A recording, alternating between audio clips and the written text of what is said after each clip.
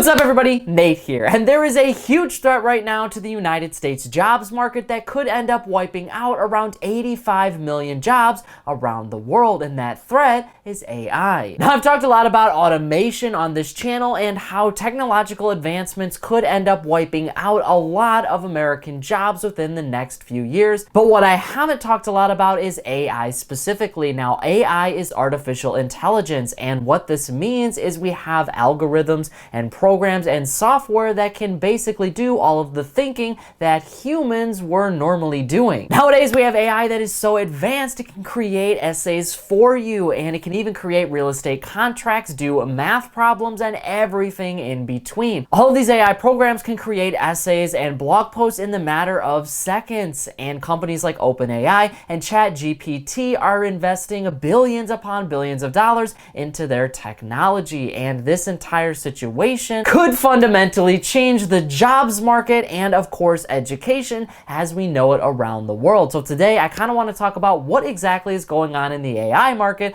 how that is all going to affect our economy, and what we can expect to see from jobs in the future. So to start, I kind of want to go over how these AI apps actually work. Now, I'm not a tech person, I'm not a tech engineer, and I'm not a software designer, so I can't get into the nuts and bolts of how exactly everything starts to work and how all of these algorithms are created, but I have a general understanding. So basically, when we talk about apps like Jasper and we talk about apps like OpenAI, they are aggregating data in order to create other things. So if you go on OpenAI and you go to their chatbot called ChatGPT, that will basically allow you to ask an AI a specific question, and this specific question can be about anything. You can ask it a definition like what is a recession, or you can ask it to write you an essay on a book like The Great Gatsby. Asking the bot a question will basically allow the AI program to do its work. Now, what it's going to do is scour the entire internet for an aggregated answer. It's basically going to compile everything that it's seen online, discussion posts, forums, actual blogs, government posts, you name it. It's going to take all of this information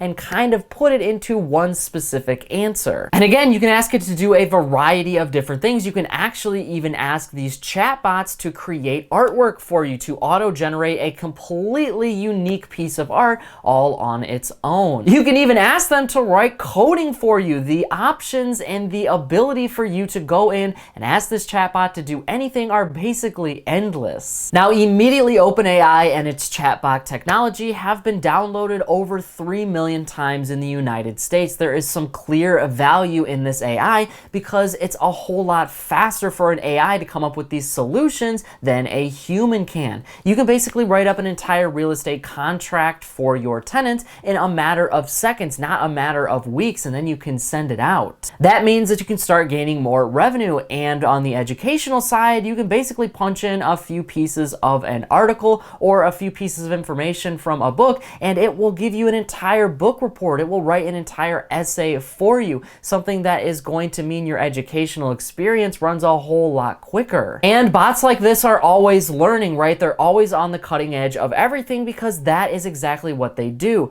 They learn and aggregate data. They use search engines and what people are posting online to take all of this information and create solutions and answers for you without you having to be involved at all. And that is a really great thing, but these responses and these tools also have a lot of problems. Because they basically auto-generate information and auto-generate images, well, for these bots to actually work properly, they have to take inspiration, and what I mean by inspiration is actual art pieces and actual pieces of writing from somewhere else. That is exactly what these chatbots on OpenAI are doing. They're basically taking information on other platforms that real people have written in the past, and they're aggregating that data and taking that information and kind of reformatting it for you to use. The same goes with art and other contracts. They're basically looking at, well, what exactly is out there? What are people currently using? And then just kind of copying and pasting that over for you. I mean, there are definitely some differences in there, but when it comes to art, they are taking art from other artists and they're aggregating some bits and pieces from different art pieces and then giving you a brand new unique piece of art. But this has also caused some pretty serious controversy because these platforms are auto-generating information and artwork from other creators on online. Bits and pieces of different art pieces are being taken and kind of aggregated together to create a brand new piece, but the original artists are not being credited or being paid in any way for that. So they're creating the baseline for this new art to be used, and a lot of this art that's being created is for blogs and for ebooks that are being monetized. So we have millions of creators that are making these auto-generated pieces with OpenAI and AI bots, and they're basically getting a brand new piece of art or a brand new essay, and they're not actually doing anything to create that work. That is a big problem, but the other problem that people have been looking at is, well, this artificial intelligence is getting so smart that it is going to basically make writers and designers completely obsolete in the future. We won't need anybody to write code. We're not going to need anybody to write blog posts. So with that being said, millions of people in the future could be unemployed because of AI. And this is something that I definitely have a lot of pushback on, because I don't really see AI in that way. I mean, AI as it stands right now is basically like the calculator was around 10, 20 years ago, right? Remember when your teacher told you you had to learn all of the math problems because you're not going to be followed by a calculator your entire life? Well, this is kind of the same thing. Now every single one of us have a calculator in our pockets, so we have that baseline knowledge, right?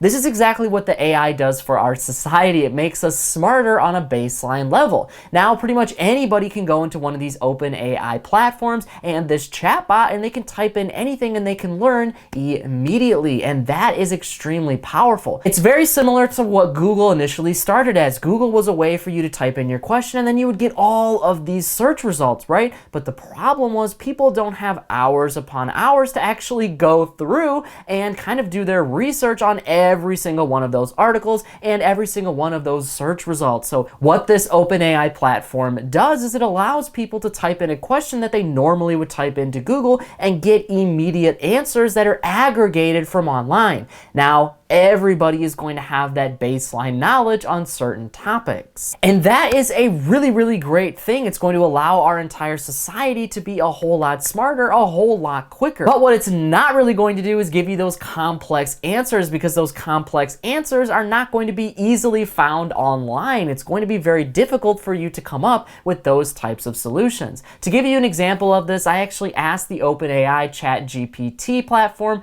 to describe what a recession is. I basically asked it, what is a recession? And it gave me an answer that was pretty basic. The answer was, well, it's typically defined as a period of unemployment, economic slowdown, and 2 consecutive quarters of GDP shrinking. That would be a completely acceptable answer, but a recession in particular is complex and is not completely and easily defined by that exact answer. I mean, a recession is not just unemployment and it's not just an economic slowdown, it's a ton of other things.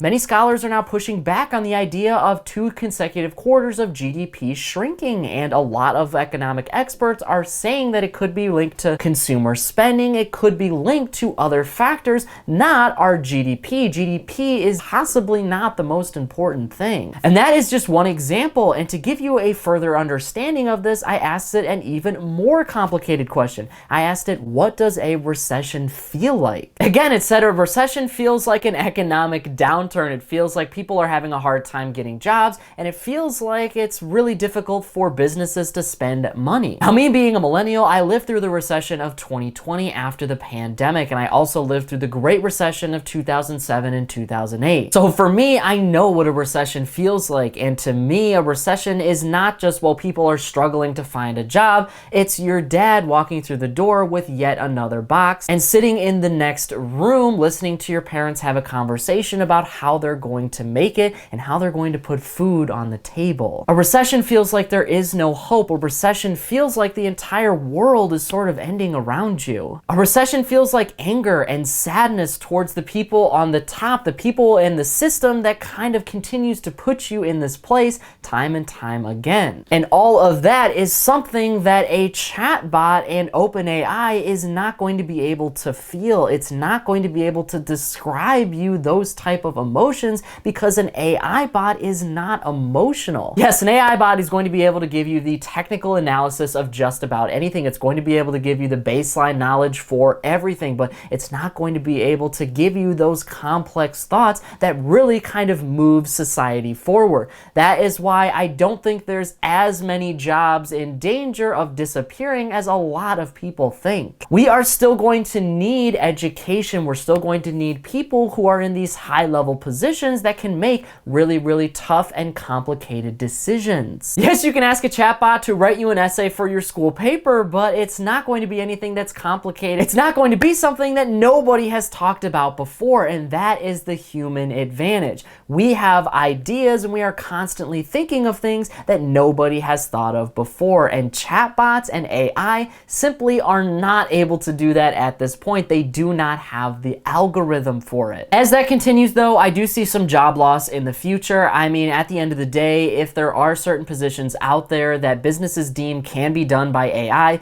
and can be done through a chatbot, then they're going to take that route. Businesses, especially going into 2023, are trying to figure out every single way possible to save money. We are potentially headed into a recession ourselves, and businesses want to save their business first and foremost. So one of the ways they do that is by cutting people, and we could see many people fired or laid off in 2023 and replaced by automation and AI. Companies don't have to give a raise to an AI platform. They don't have to give a robot time off. And that might mean higher costs up front because they actually have to build these systems, but over time, they're probably going to save money. Not only that, but people in the United States and the rest of the world are looking for digital solutions. They don't want to call on the phone anymore and talk to an actual person. They want to go on a company's website and talk to a chatbot. It's a little less personal, but if it gets the job done, then it saves money for the company and the customer is satisfied. So in theory, everybody wins. And I know what you're thinking, well, automation, if it's going to kill jobs, we shouldn't have it. And I think that is the completely wrong way to look at it. It is going to enhance our learning, not take away from it. Yes, jobs will be deleted, but that is out of the safety of the human race, and those jobs, in a lot of cases, people don't really love doing anyway. So there is a potential that now millions of Americans could be put into jobs that they actually like and that are actually thought-provoking. We're going to have to up our resources so that way Americans can have access to the education and skills to get those jobs, but that is an entirely separate conversation. The point is, jobs may disappear, but they may ultimately become replaced by jobs that are ultimately more important for our society. I mean, remember going to school and kind of having to memorize all of the presidents or your times tables? Well, we look back at that now 10, 15 years ago and we realize that was completely wasted time. You can look up all of those answers in a second. You don't need to memorize them. That is completely useless information. That is now going to be transformed on a wider scale, and that's going to affect our economy. It's going to affect jobs, and it's going to mean a more educated society. That is important for our entire country to advance in the future. And hey, if nothing else, AI kind of gives us a little bit of a better picture of what it would feel like to live in something like Star Wars or some other sci-fi fantasy, and to be honest with you, I'm kind of here for it. But that is it for today's business and financial news breakdown. Thank you so much for watching. If you want to stay up to date with all the top business and financial news from around the country, our team puts together a free daily newsletter, and you can subscribe to it by clicking the link in this corner right here. And if you want to stay up to date with me and everything else happening in the business and financial world, I'm putting out updates 7 days a week over here on this channel, and I've actually got another one ready for you right here, so be sure to check that out before you go. That is it for me, everybody. Be kind out there, and I'll see you all in the next one.